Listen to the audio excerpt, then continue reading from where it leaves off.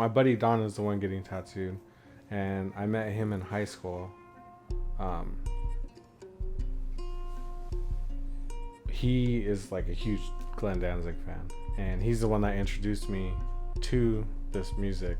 The original Misfits, Sam Hain, Danzig. Danzig was like my first real concert I went to, and I'd only done a couple tattoos on Don. He was the first tattoo I ever did, so of course we had to get him on. I was like, he's the man, but then he's like, I want to get a Danzig tattoo, so I repainted one of the album covers from Sam Hain that he had requested and made it more tattooable.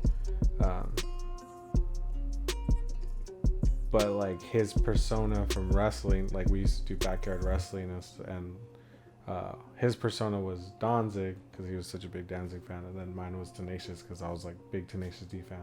I was a huge Danzig fan too, but like those were our little things that we had. I had a bunch of Tenacious D shirts and he had a bunch of Danzig t-shirts, so people were like, oh, Danzig, Tenacious, and we would just beat the shit out of each other. Or that's how it started, at least. I definitely knew that I was going to do some sort of thing like that. I think I had already tattooed, I can't remember, one of the Fallen Angels on him beforehand. And there was like another album cover or Danzig related art. I didn't know he was going to get it that big. I was like, we got to be able to do it in one sitting. And he was like, oh, this is what I want. And I was like, well, I guess we got to go big. So 6 hours later we had the product. So that was the only thing that I was surprised about, because all the tattoos I had done were like maybe palm size or something like that. So I hadn't done any large scale work like that on him. So that was the more surprising than what it was. Pretty sure he's just going to get more Danzig tattoos because that's what he does. I do approach the tattoos a little bit different.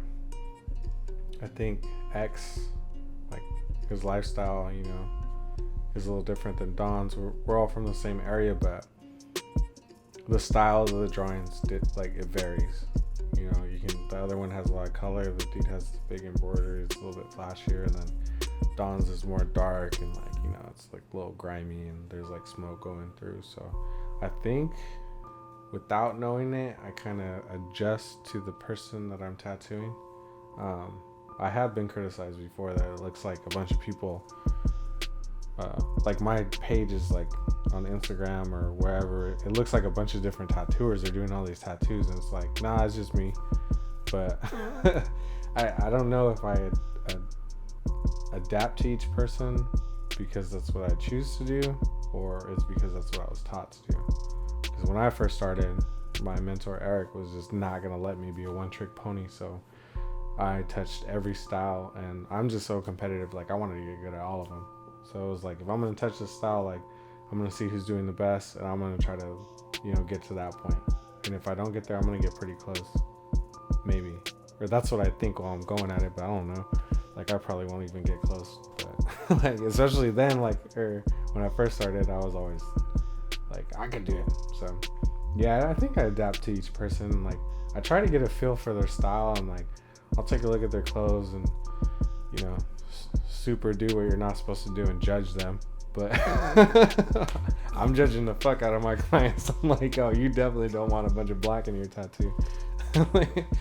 But it's okay. I try to make their tattoo kind of match their personality. You're like, I'm not gonna put a bunch of black all over this female that looks like they want like soft shading, and like a dude, I might put a bunch of black, or like, you know what I mean? Like it just varies. Each client's a little different, so I try to adjust a little bit.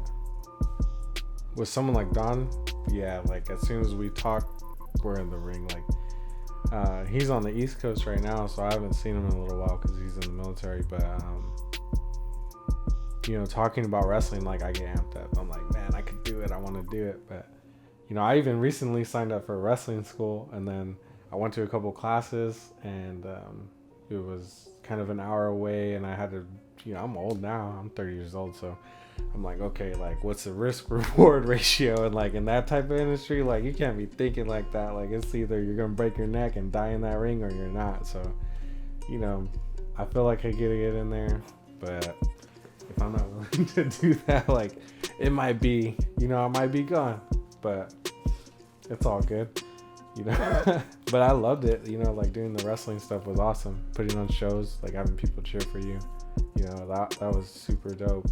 Having the adrenaline rush of like jumping off of things or getting thrown this way or that way or getting hit in your face and like being able to stand up and like, we're real comfortable with each other. There was only 3 of us, so we were like a team. We were like brothers, and we were like comrades, and this goal to tell this story. So we were very comfortable with like really hitting each other because, when you're in person, like if you're doing this, like they're like, you didn't hit him. So it's like, well, we love each other. We're gonna hit each other. So, like as soon as we start talking, we get amped up and we kind of egg each other on, and usually we end up hitting each other anyways.